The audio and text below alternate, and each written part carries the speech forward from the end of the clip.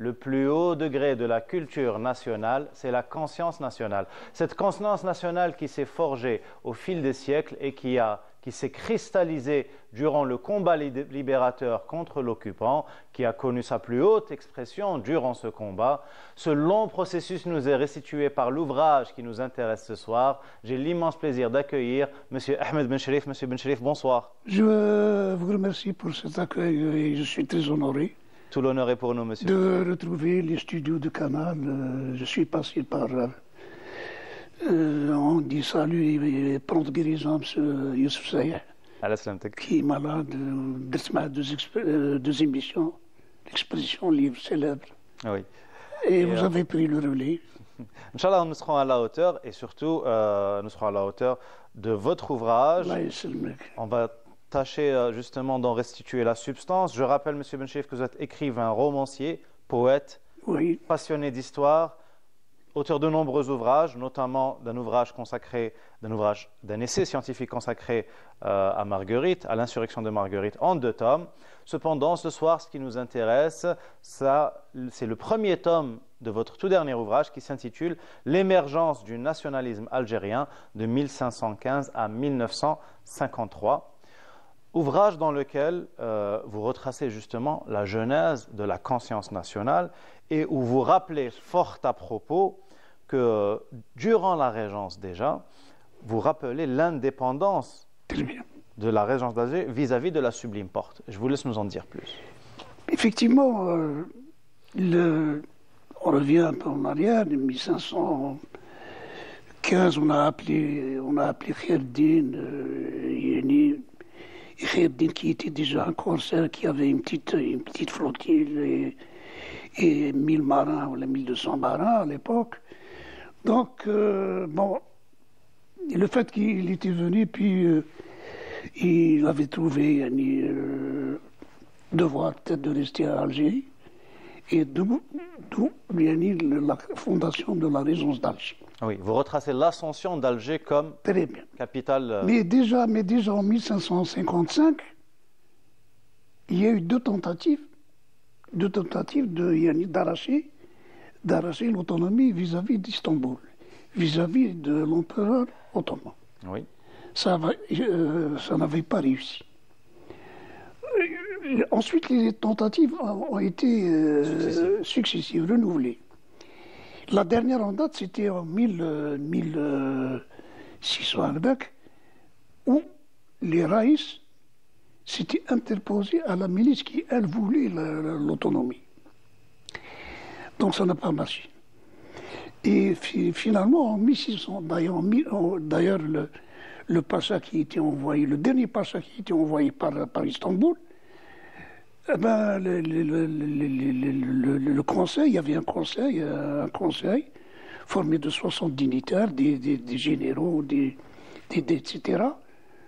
Il leur avait dit, bon, vous êtes envoyé par Istanbul, vous êtes pacha. Vous restez chez vous, vous recevez votre pécule et ne vous intéressez pas à ce que nous faisons. C'était le dernier. Et en 1666, ils ont déclaré l'autonomie d'Algérie. Donc Istanbul avait essayé de s'interposer, mais c'était la cassure.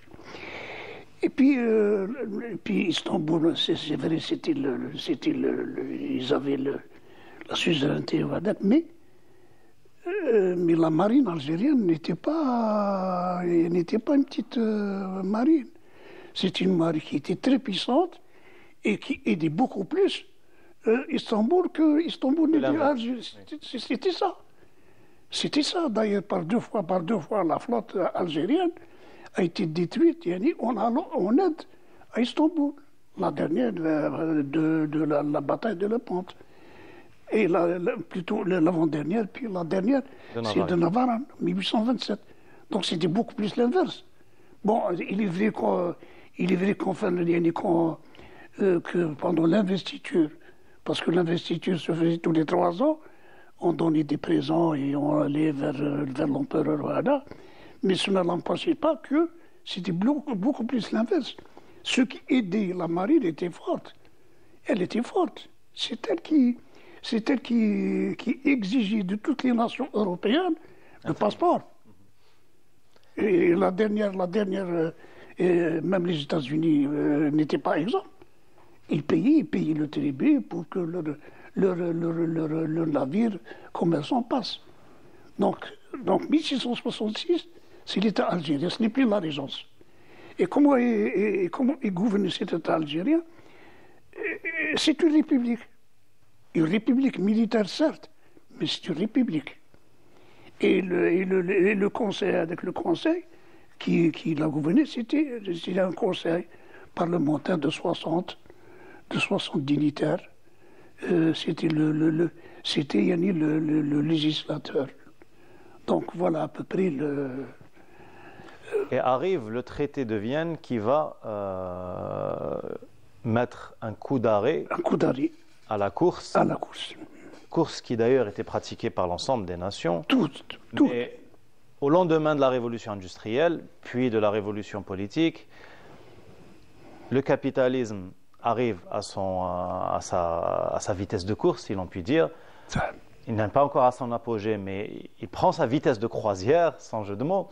Et c'est à ce moment-là que la course commence à poser un sérieux problème à la libre circulation des matières premières et des marchandises.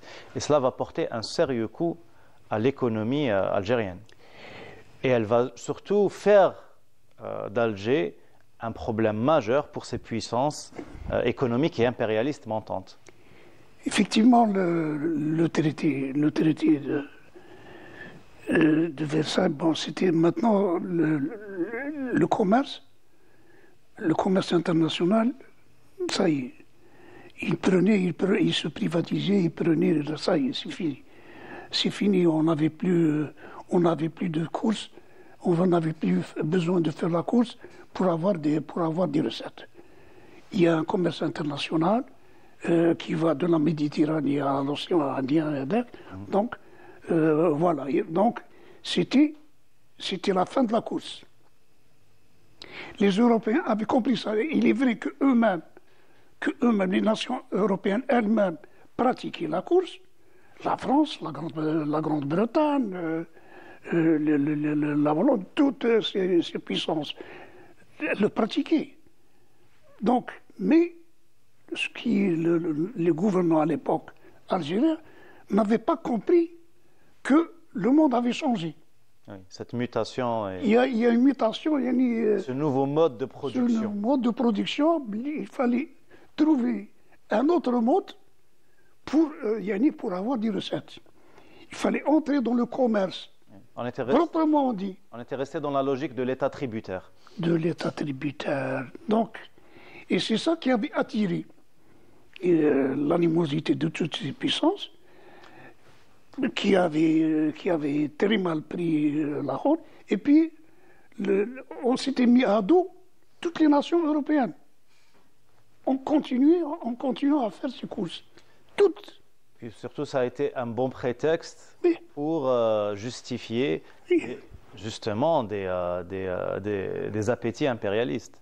Absolument. Puisque vous mentionnez déjà un plan d'invasion de Napoléon Ier. C'était en 1808. Dès 1808. 1808.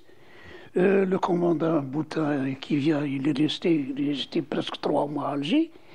Il avait dessiné des cartes stratégiques.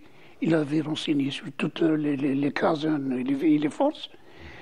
Il avait donné un conseil extraordinaire. C'est-à-dire qu'on ne peut pas s'attaquer à Alger par la mer. Il faut qu'on attaque Alger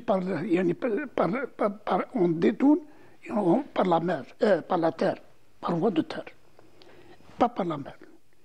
Et il avait proposé Sidi-Fras, le débarquement Sidi-Fras, mais on contourne Alger par voie terrestre.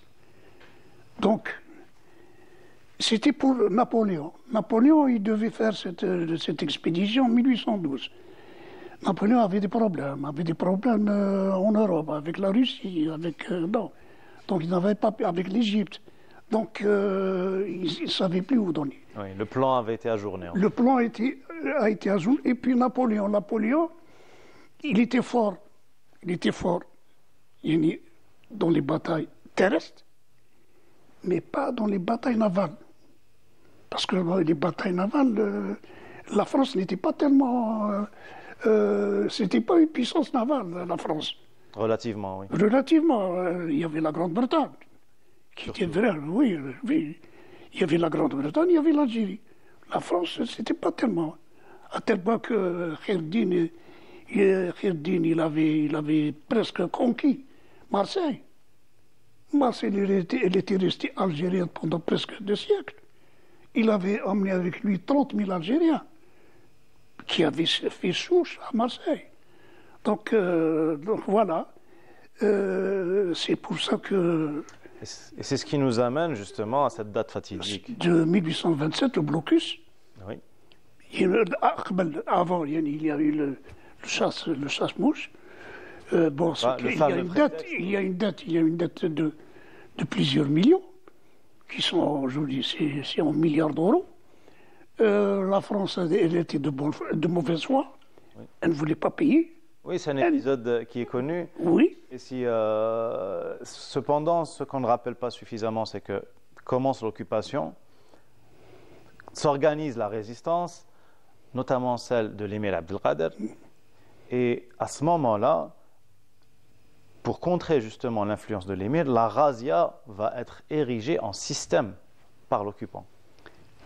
Absolument. Bon, le blocus.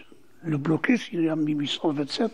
Il a duré presque 2 ans, 3 ans, mais il n'avait pas amené à un fléchissement du deuil. Il est resté bon. Ensuite, c'est la guerre. C'est la guerre. Eux-mêmes, ils viennent faire la guerre. Ils ne savent pas pourquoi. Pourquoi ils viennent en Algérie faire la guerre? Ils ne savent pas. On a voulu faire une guerre comme ça, de façon émotive. Bon, ensuite, l'expédition, il était faite à un moment où la flotte algérienne elle-même était presque... Oui, très affaiblie, oui. Très affaiblie, donc elle ne pouvait pas l'avoir. D'ailleurs, pendant 3 ans, il n'avait pas pris la mer. Il n'avait pas pris la mer, le large. Quelques navires sortaient, naviguaient, mais pas au large, puis revenaient. Donc, voilà. Alors, le DEC aussi, il fait sa soumission le 5 juillet. Ensuite, il y a eu le congrès des tribus de l'Algérois de Kismour. Malheureusement, il y a eu résistance à Stawali. Malheureusement, cette résistance n'était pas organisée et elle n'avait pas de leader. Tout à fait. Donc, elle était appelée à fléchir. Certes. Donc, d'où l'émir Abdelkader. D'où l'émir Abdelkader qui vient. L'émir Abdelkader, comme tout le monde le sait, c'était un homme cultivé, un savant, qui parlait, écrivait le grec, l'arabe évidemment, donc c'était un philosophe, un soufi, donc. Et puis il y avait son père qui était Mokhaddam de Zawiya, plutôt beaucoup plus que Mokhaddam, il était le cheikh, il était le recteur de la Zawiya Qadiriya, il était le recteur, vraiment le recteur. Et puis qu'il y avait cette Qadiriya, elle avait ses échos en Afrique du Nord, en Égypte, au Soudan, au Sénégal, donc il y avait une stature, Mouhiddine avait une stature, déjà africaine. Donc, au moment de l'agression d'Oran, les tribus demandent à Mouhiddine d'organiser la résistance, mais Mouhiddine était âgé. Il était âgé. Personne âgé. Ils avaient tenté de faire quelques coups contre l'occupation d'Oran. Oui. Ils n'avaient pas réussi. Et maintenant, les tribus demandent à Mouhiddine de leur donner un chef. Un chef. Un chef, mais pas n'importe quel chef. Évidemment. Émir Abdelkader. L'émir Abdelkader, il lui avait dit, ne nous donnez pas votre fils, l'homme des livres, parce qu'il ne faisait que bouquiner. Mais l'émir Abdelkader, c'était un homme de terrain. Il faisait du sport, il faisait de l'équitation, il faisait pas mal de choses. C'était un homme accompli. Voilà, c'était un homme accompli. Auprès de sa culture, il y avait l'homme de terrain. Oui, le guerrier. Ouais, le guerrier. Donc à tel point que dans ces batailles, un de ses chevaux a été atteint 17 fois. 17 fois, ma femme. Ce bataille, il y a 17 blessures à son cheval. Et puis il n'était pas tombé. Donc, il a organisé la résistance. C'est le début de la résistance. C'est le début de la conscience nationale accomplie. Oui. Accomplie. Maintenant, elle est accomplie. Maintenant, c'est l'État algérien. Maintenant, lui-même, il va dire, bon, il y a de l'autre côté, il y a Ahmed Bey. Mohamed Bey, il défend Constantine pour la pérennité de l'État turc, la résistance d'Alger. Voilà, bon. Mais c'est pour ça qu'il n'avait pas pu rejoindre. Faire jonction en même temps. Alors, justement, face au génie militaire de l'émir Abdelkader, Bugeaud et ses sbires, Cavaignac, Saint-Arnaud, etc., vont avoir recours, justement, comme je l'ai dit précédemment, à la razzia comme système, c'est-à-dire comme procédé systématique pour affaiblir la base populaire de l'émir Abdelkader. Et ils vont aller jusqu'à imposer aux voisins de l'Ouest, au sultan Abdelrahman, de décréter l'émir Abdelkader hors la loi afin de le couper de sa base arrière. Effectivement, quand tous les généraux qui étaient passés étaient vaincus par l'émir Abdelkader. Et même Trézel, la fameuse bataille de la Maghda, oui. C'était un choc en France. Certes. Il a été démis de ses fonctions. Oui, ce fut un séisme. Oui. C'était un séisme avec 500 morts. C'était un choc énorme en France. Et la France avait demandé la vengeance. Il fallait venger. C'est de là qu'est venu Bugeaud. C'est pour cette raison que Bugeaud a été envoyé. Et puis cette armée française, c'était une armée impériale. Certes. Qui avait guerroyé sous Napoléon. Tout à fait. Premier. Donc elle était impériale. Pour eux, l'humain n'existe pas. Faire la guerre sans quartier. Sans quartier, sans humanisme. A fortiori face à ceux qu'ils considéraient comme entre guillemets des barbares civilisés. Voilà, des barbares. Je m'excuse du terme. Bon. Donc quand il vient, c'est la politique de la terre brûlée. Brûlée. Des ordres ont été donnés aux généraux. Couper les oliviers, couper les abricotiers, brûler les moissons. Voilà. Pire que ça, asphyxier des tribus entières dans des grottes. Oui. Fumez-les comme des renards. Ouais. Cinq tribus qui étaient passées par là. Donc, et tout ça, toute cette horreur, toute cette violence et toute cette barbarie qui visait à faire soumettre, à faire plier le peuple algérien, et le peuple algérien n'avait pas plié. Certes, et l'émir Abdelkader n'a pas plié non plus, jusqu'à justement ce tournant dans la lutte, à savoir cette trahison. Effectivement, oui. Les choses par leur nom. Effectivement, bon, donc on est déjà bon. Bugeaud, qu'est-ce qu'il fait? Bugeaud, il veut amener le sultan Abdelrahman, ou les Abdelrahman, à plier à ses injonctions. Donc, d'où la bataille d'Isli, en 1844, où les forces de Moulay Abdelrahman dépassaient les 30 000 hommes, et quand la bataille avait éclaté, toute son armée avait fui. avait fui, on n'avait pas fait de retrait, on avait fui. Oui. Donc, voilà. Donc, maintenant, ils avaient pesé sur Moulay Abdelrahman. D'où, en 1845, ils font ce traité par lequel l'arrêté, la convention, le traité, fait 3 ou 4 articles, par lequel il était hors la loi.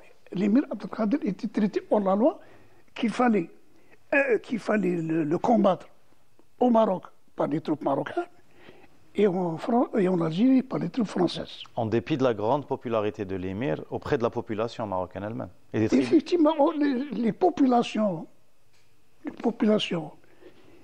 étaient même allées demander à l'émir Abdelkader de déposer Moulay Abdelrahman et de prendre sa place. Mais il avait refusé. L'émir Abdelkader avait refusé un trône offert. Il avait refusé la couronne du roi du Maroc. C'est quand même, vous voyez quand même, la grandeur d'âme, l'esprit chevaleresque, comment il y a de l'émir Abdelkader. Et dans ce contexte, vous rappelez, notamment sur la question fort épineuse des frontières, vous rappelez, et là je vous cite si vous permettez, vous dites « Le tracé de ces nouvelles frontières échappait à toute logique. Le biographe de l'UOT donne un verdict contemporain glaçant. La géographie et le bon sens montraient que jusqu'à la Moulouya, le pays était un pays algérien. » Une autre remarque s'impose, vous poursuivez. Elle réside dans le fait de la volonté du gouvernement français de laisser le Sahara sans limite frontalière. Cette issue était profitable à la France dans sa politique de pénétration. Néanmoins, le sultan du Maroc avait accepté cette condition sans formuler une quelconque opposition. En clair, le sultanat marocain reconnaissait de facto qu'il n'exerçait aucune souveraineté sur la partie nord-ouest du Sahara. Le royaume ne devait en aucun cas revendiquer aucune parcelle de territoire dans les années à venir, pour la simple raison qu'au moment des discussions frontalières, il n'avait opposé aucune réserve. Le traité de l'Al-Lamarniya de 18 mars 1945, c'est effectivement. On revient à toutes ces tribus des Ouladjiri, de Bchar, qui étaient autonomes. Jusqu'en 1905, il y a eu une tentative de délimitation face aux jérémiades du royaume marocain. La France avait accepté de tracer à nouveau. Alors on va voir si vraiment ces tribus auxquelles vous faites allusion, vous faisiez allégeance. Si ces tribus vous font allégeance, on va discuter du problème. Sinon, il n'y a pas de raison. Alors, il fixe un rendez-vous à Béchar. Il y a une commission mixte qui était accompagnée par des soldats, par plusieurs compagnies, bien sûr, pour l'Institut du Turam. Et dès qu'ils étaient arrivés, ils étaient réussis à contuser par la tribu des Ouladjiriens et par la tribu des Ouladjiriens. Plus au sud, il y avait à Karzaz, le Karzaz Yadra, il y avait des Zaouïettes qui étaient chauffants, c'était des Adarissa. Il semblait qu'aux Alaouites qu'ils détenaient, il y avait peut-être une autorité spirituelle, mais l'autorité spirituelle ne peut pas remplacer une autorité d'État, c'est pas possible. Une autorité temporelle, c'est pas possible. Séculière, oui. Ouais, donc, parce qu'ils ne versaient pas d'impôts, ils ne reconnaissaient pas l'autorité des Noirs. Et puis, plus que ça, il n'y a aucun document qui précise, que ces tribus avaient fait allégeance à la monarchie marocaine. Depuis là. Donc, tout cela, c'est des jérémiades marocaines. C'est parler pour parler, c'est créer des petits foyers de tension entre... Sur lesquels d'ailleurs vous êtes revenu dans votre ouvrage, dans la période précédente, vous montrez que ces foyers de tension existent depuis déjà le XVe siècle. Oui, Oui, Pardon. la monarchie marocaine a été toujours expansionniste. Toujours expansionniste. Figurez-vous. Malgré les débâcles successifs. Ouais, malgré les revers. Oui. Malgré les revers. Il y a des Bouchlam, le roi, je me rappelle pas son nom, il arrive jusqu'à Chlef. Bouchlam organise l'expédition, il va à sa rencontre, il le chasse, il arrive jusqu'à Fès, il le dépose, et il installe un nouveau sultan qui fait allégeance à la régence d'Alger. Pour ensuite Et reprendre en 1830, Moulay Abdelrahman, qu'est-ce qu'il fait? Il envoie 500 cavaliers pour essayer d'annexer Tlemcen, Oran et Chlef. Oui, pour profiter de la situation. Et il a été chassé par l'émir Abdelkader. Ils ont toujours reçu, en cas de confrontation avec l'Algérie, le Maroc a toujours essuyé des revers. Le Makhzen, oui. Et donc, l'émir Abdelkader va signer l'armistice afin de préserver les vies de l'Asmala et les vies des Algériens. Les insurrections, cependant, vont se poursuivre et si elles sont héroïques, elles pêchent toutes par leur caractère régional. Et c'est là où vous montrez, avec d'autres auteurs, que l'autonomie tribale, parfois relative, parfois un peu plus poussée, a été un frein à l'unité nationale et a prolongé, si l'on peut dire, la durée de l'occupation. Effectivement, mais ce que quelques confrères évertuent, c'est cette autonomie tribale. En parlant des tribus du sud, par exemple, du sud-ouest, du côté de l'Bir, de Ain-Sfra, moi j'ai une autre vision. Cette autonomie n'a pas servi la région, pour la simple raison que la région n'était pas entrée dans l'histoire. C'est pas l'histoire. Quand on parcourt les livres d'histoire, on ne trouve pas ces tribus qui faisaient allégeance ni au royaume des Hyénides ou bien avant. On ne les voit pas. Ils sont inexistants. Est-ce que c'est bon? Je ne crois pas. Être entré dans l'histoire, c'est avoir comme une identité dans cette civilisation universelle. Oui. Mais si vous êtes autonome, vous créez une principauté. Oui, je suis d'accord avec vous. Et qui a son mot à dire, ou qui fait des traités avec d'autres puissances, oui. Mais être autonome pour être autonome gratuitement, je ne suis pas de cet avis. Oui, même sur le plan d'ailleurs, en tant que formation sociale et économique, oui, on reste en arrière des mutations du monde. Effectivement. Avec les conséquences que l'on connaît notamment sur le rapport de force matériel et sur celui de l'armement. Donc les insurrections vont s'enchaîner. Il y a une insurrection qui vous tient particulièrement à cœur, sur laquelle nous aurons peut-être l'occasion de revenir dans une émission plus poussée.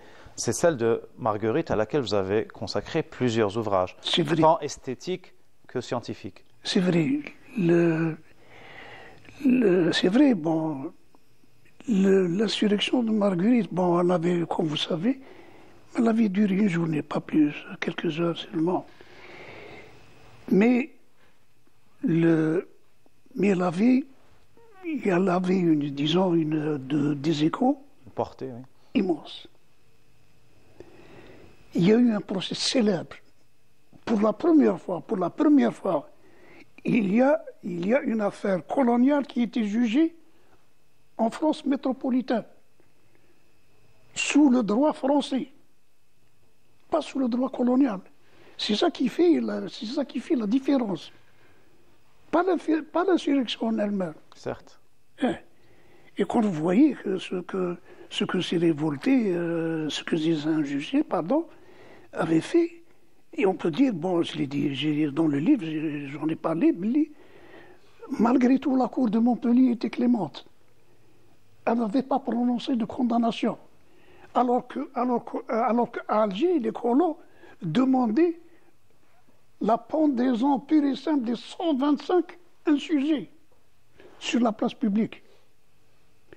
Et ceci, il a dit, le procès, c'est grâce à Maître l'Admiral, un avocat de Guadeloupéen, qui vivait à Alger d'ailleurs, qui était conseiller municipal à Alger. C'est grâce à lui qu'il a pu délocaliser le procès à partir de la cour d'Alger, la cour d'Alger, la cour d'appel d'Alger, vers la cour de cassation qui avait accepté la délocalisation et avait orienté le dossier vers la cour d'appel de Montpellier. Nous aurons l'occasion de revenir justement sur cet épisode. Donc, les insurrections se succèdent, puis arrive le XXe siècle. Début du XXe siècle, c'est un peu pour le mouvement national, celui de la lutte politique. La résistance va continuer. Cependant, on va opérer une sorte de détour théorique. On commence à comprendre la nécessité de comprendre le monde et donc de comprendre la nature du colonialisme afin de s'y opposer beaucoup plus efficacement. Et c'est là où vont naître les partis politiques qui vont forger le contenu de la revendication indépendantiste.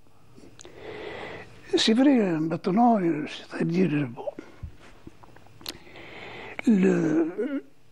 la guerre, toute guerre, centenaire soit-elle, ne peut pas construire une conscience nationale. Certes, même si on se pose... Mais la pensée a construit la conscience nationale. Il faut faire le bilan.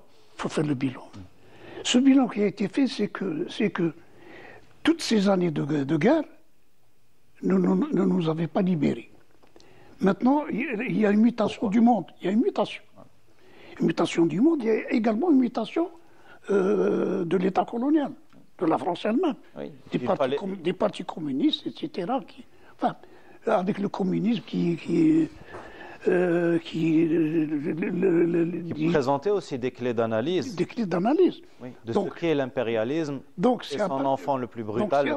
C'est à partir de là que maintenant la conscience nationale commence à être construite vraiment et durablement parce qu'elle atteint la conscience, l'esprit, parce qu'il y a un militantisme de tous les jours.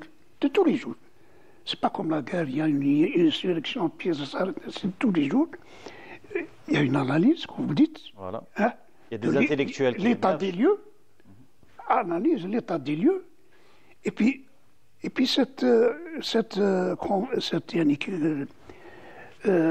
a ce militantisme de pas qui commence avec Michel Elhaj, mais il y avait en 1912, il y avait une désobéissance générale du peuple algérien contre la fameuse conscription. Oui. Ouais, contre la fameuse conscription. Si vous permettez à ce sujet, oui. J'aimerais beaucoup citer un passage très significatif dans votre ouvrage. Vous citez d'abord l'empereur Napoléon III qui dit « Ce que l'Afrique peut produire de plus utile à la France, ce sont des soldats. Cette race si belliqueuse, la belle vision réductrice, cette race si belliqueuse peut fournir d'utiles contingents, alléger le poids de la conscription. » Vous poursuivez, il aura fallu attendre l'année 1907 pour mettre fin à ces tergiversations des autorités militaires, à la fois de la Chambre et du gouvernement.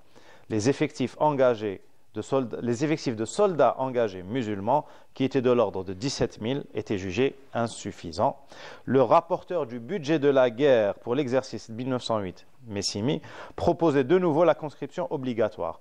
Enfin, il fut entendu qu'elle méritait d'être étudiée, d'autant que la natalité française fléchissait. Mais c'est là où le journal La Dépêche algérienne lance un cri d'alarme, effectivement, dans des termes assez choquants. Vous allez apprendre à tous les bicots à manier un fusil, on en fera des déracinés de la graine de pillards et d'assassins. Ce à quoi les Algériens eux-mêmes vont répondre, et vous dites, l'Algérie vivait un état insurrectionnel.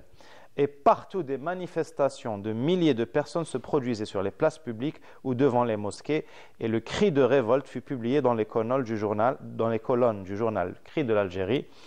Et vous traduisez, non, non, ya hakim, c'est-à-dire au administrateur, je ne puis vouloir que mon fils bien-aimé, mon soutien, mon orgueil, mon espoir, aille grossir le nombre des traîtres, des impies et des alcooliques. C'est vrai. Là, il y a d'abord la position de l'Algérien, le sentiment de l'Algérien, et puis le sentiment du colon. Vous savez que le colon appelait, dénommé faussement, Napoléon III comme l'empereur des Arabes. Oui. Oui, Mais entre autres légendes. Ouais, son vœu a été arrêté par qui? Par les colons. Ils ne voulaient pas justement que l'Algérien apprenne à manier un fusil. Déjà, ils étaient majoritaires, ils étaient contre la démocratie. Oui. Donc, on était toujours indigènes, on n'avait pas le droit de vote, Oui. parce que si on avait accordé le droit de vote, La démographie aurait joué. elle aurait joué en notre faveur. Tout à fait. Donc, ils étaient contre le droit de vote, et ils étaient contre également de manier le fusil. Oui. Mais ce n'est que en 1914, quand on a été menacé, qu'ils avaient pu, disons, enrôler de forts contingents indigènes, entre parenthèses, et aussi colons. Même les colons n'étaient pas, disons, enrôlés avant cette date.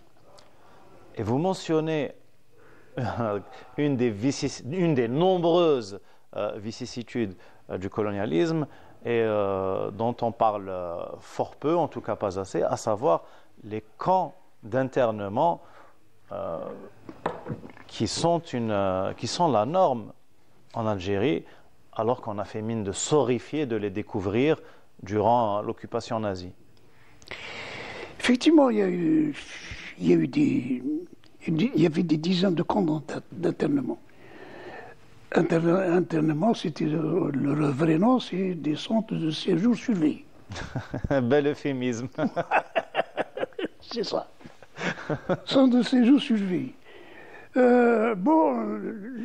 Tous les militants étaient internés. Y compris Missa El Hadj.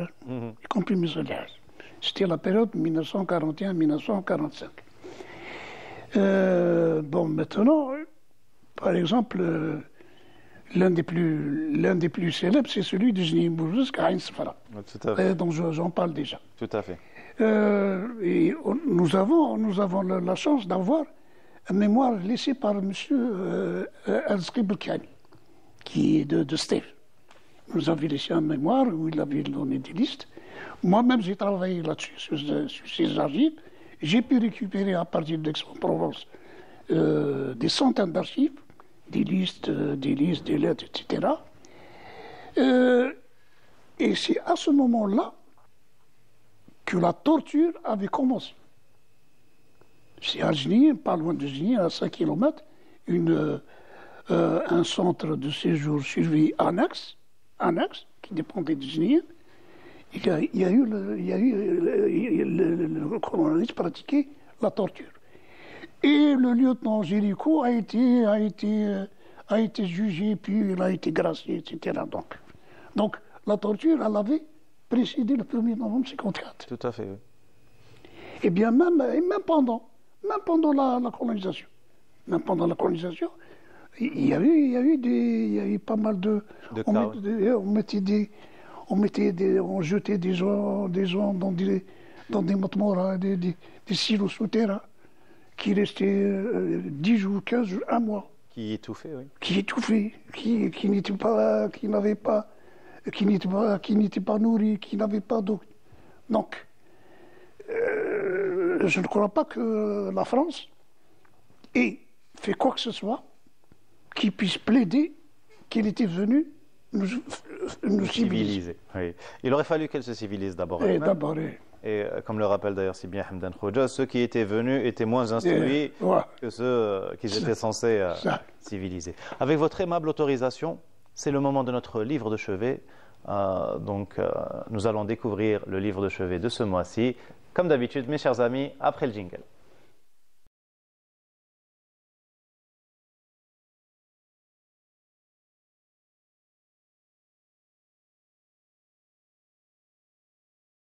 Cacophonie et de la surenchère dans la soumission la plus honteuse au récit sion-nazi, Jacques Beau a produit un ouvrage qui s'intitule « Opération déluge al-Aqsa, la défaite du vainqueur », où il montre justement que malgré la destruction effroyable opérée par l'armée sion-nazie, celui qui se croit le vainqueur est en vérité celui qui a été défait. Cependant, il va d'abord retracer une genèse historique de ce qu'on appelle le conflit israélo-palestinien, qui est tout simplement une occupation, une politique d'extermination. Et il nous rappelle, puisque nous parlions avec notre aimable invité, M. Ahmed Ben Sherif, des camps d'internement et de la propagande autour de ce récit, il nous rappelle justement qu'en Allemagne, les nazis accèdent au pouvoir le 30 janvier 1933. Le lendemain, dans le Judische Rundschau, leur organe officiel, les sionistes allemands affirment qu'ils sont les seuls à pouvoir assurer la défense des intérêts des juifs et non les organisations juives traditionnelles. Les sionistes allemands ne partagent évidemment pas l'idéologie nazie, quoique ça se discute, mais constate rapidement qu'il y a une convergence d'intérêts qui peut être exploitée. Les nazis veulent se débarrasser de la présence juive en Allemagne et les sionistes cherchent à peupler la Palestine. Dès le 16 mars, ils entament des négociations avec le nouveau gouvernement allemand, celui d'Hitler, afin d'examiner des possibilités pour faciliter l'immigration des juifs. Le boycott mondial spontané contre l'Allemagne, lancé le 23 mars 1933 par les mouvements juifs américains, rencontre l'opposition des sionistes qui s'empressent d'adresser un télégramme à Hitler soulignant que les juifs palestiniens n'ont pas proclamé de boycott sur les biens allemands. 1er avril 1933, Joseph Goebbels, ministre de la propagande, répond avec un autre boycott contre les commerces juifs en Allemagne. À ce stade, en Allemagne, deux stratégies se développent. Celle de la communauté juive, qu'on pourrait dire assimilationniste, qui cherche à infléchir la politique allemande, et celle du mouvement sioniste, qu'on pourrait considérer comme nationaliste, qui pense qu'une politique d'assimilation n'est pas possible et que le moment est venu de créer le foyer national juif promis par la déclaration Balfour. On voit donc cette convergence d'intérêts entre le nazisme et le sionisme. Convergence d'intérêts, mais aussi, on aura peut-être l'occasion de le développer une autre fois, convergence idéologique. Je rappelle donc l'ouvrage Jacques Beau, Opération déluge al-Aqsa, la défaite du vainqueur. Là où on a vu aussi le fascisme se déchaîner, ce fut dans ce que vous avez appelé l'embrasement du 8 mai 1945, où là, les milices coloniales, autant et plus que l'armée elle-même, se sont donnés à cœur joie d'exprimer toute leur sauvagerie. Et vous dites, le sous-préfet Akhiari, génie de l'électrocution et gavage à l'eau, isola Guelma de l'extérieur. Et le massacre fut pratiqué à grande échelle par les milices européennes, couvertes politiquement par le préfet de Constantine, Lestrade Carbonel, et le général Duval, tandis que la répression militaire incendiait les mechtas, pillés et massacrés.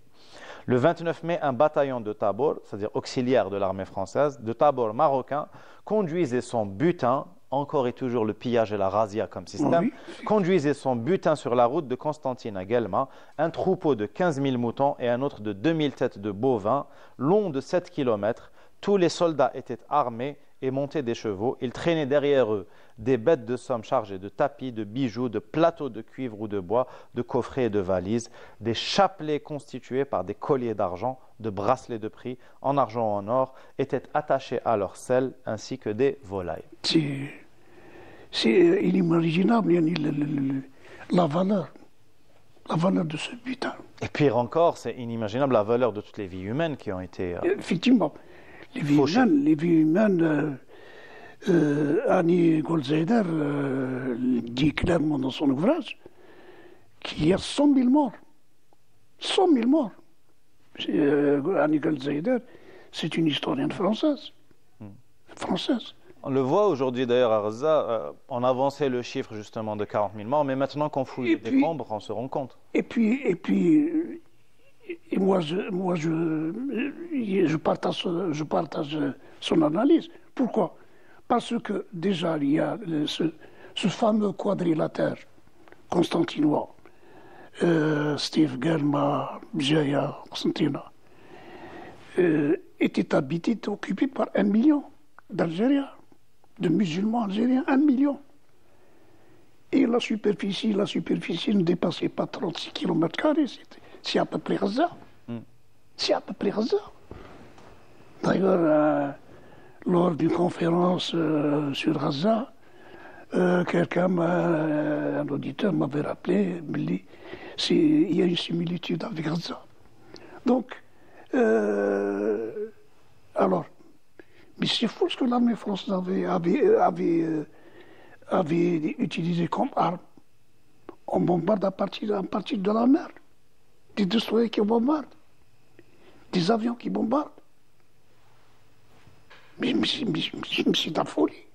C'est de la folie. Et on oublie trop souvent de rappeler qu'on parle du 8 mai 45, mais la répression s'est étalée sur plusieurs semaines, avec des ratonnades. C'est 20 jours.